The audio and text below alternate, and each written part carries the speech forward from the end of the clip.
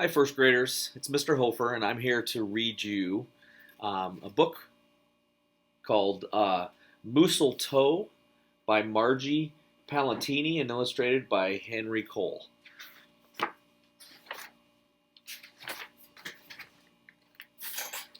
"'Twas the season, and the moose was merry.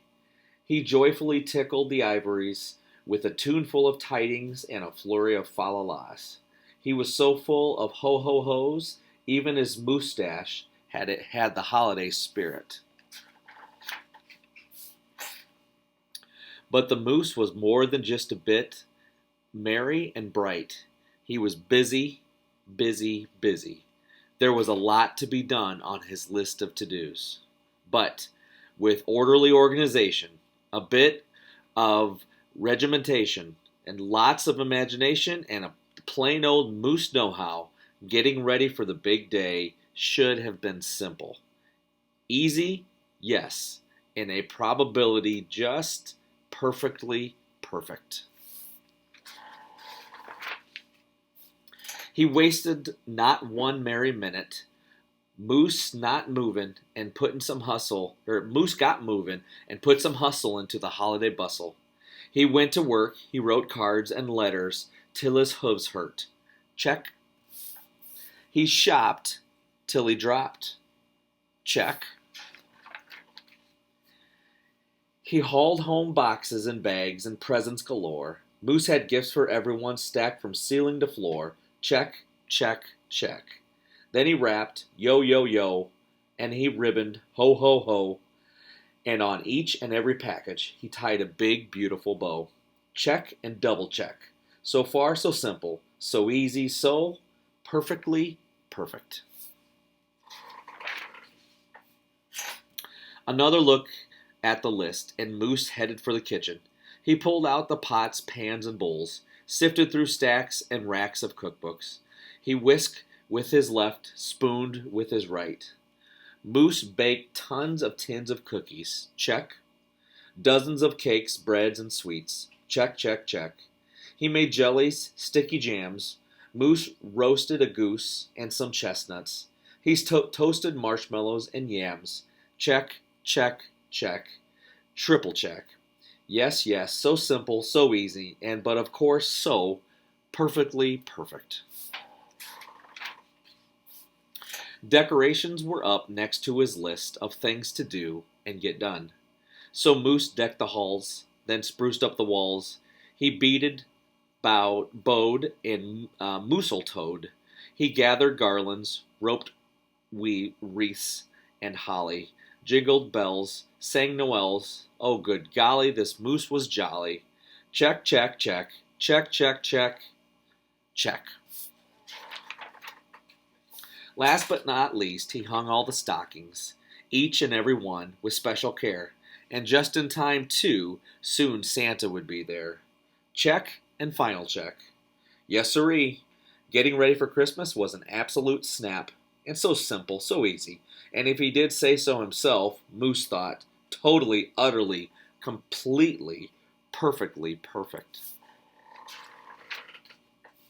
On that night before Christmas, Mother, little Sissy, Bucky, and Junior looked all through the house. What a job Moose had done. Everything looked bountiful, festive, quite fine indeed. There was just one minor problem, if you will. Oh, dear, sighed the missus, as the five stared at an empty corner. Oh, my, oh, me, oh, gee. Pop, what happened? Cried Junior. You forgot the tree. Oops. Where would they hang the tinsel, string the popcorn, light the lights? Where would Santa leave his gifts for the kiddies on Christmas Eve night? So Moose pulled on his galoshes and put on his hat. He would find a tree somewhere, somehow, and that's all there was to that. So out went the Moose, braving blustery blowing winds and the cold, trudging through snowdrifts, courageous and bold. Moose first hoofed it down to the corner, not a tree to be had. Then he slid around the block. Uh-oh, things were looking bad. He went down every boulevard, street, and little road. He looked down the lanes and alleys. Every tree had been sold. There wasn't a branch, not even a twig, not even one lousy uh, bowless, bowless, both hanging around. Nope, not a nothing, not a tree to be found. No tree sight a sad moose as he came home empty handed that snowy eve. The kids tried to make the best of it. They said, oh, so who needs a tree? But Moose could plainly see that they were short on the glee. He knew he had to do something, and that's just what he did. In the empty corner he stood and spread his arms out very wide. Then he smiled at his children, and he winked at his bride.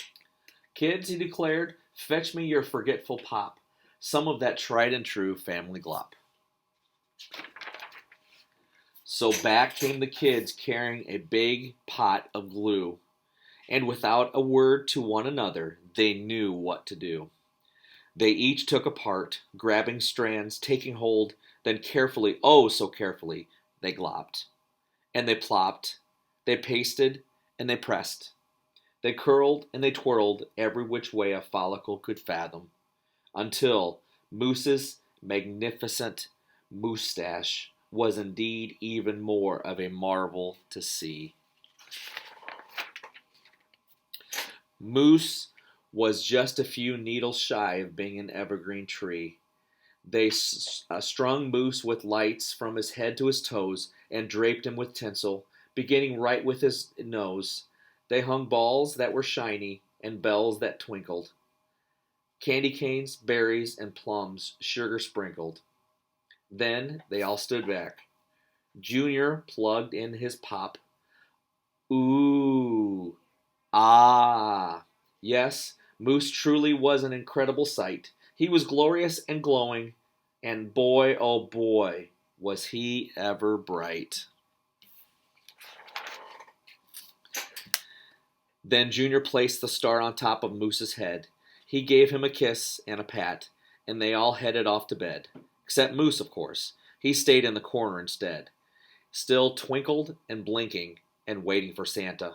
Oh, so it wasn't so simple, and it wasn't so easy. And okay, it wasn't so perfectly perfect. But do you know what?